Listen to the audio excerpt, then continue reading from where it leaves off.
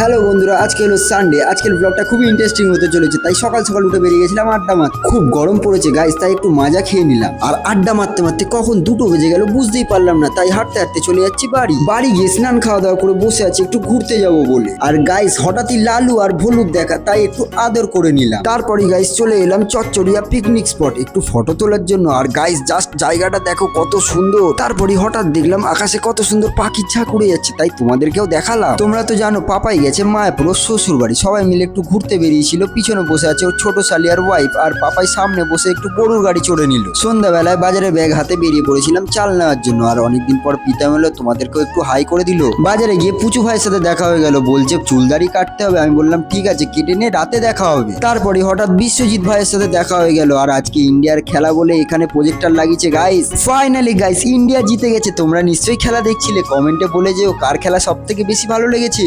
আজকের ব্লগটা এখানে এন্ড করলাম। সবাই সুস্থ থেকো, ভালো থেকো, টাটা।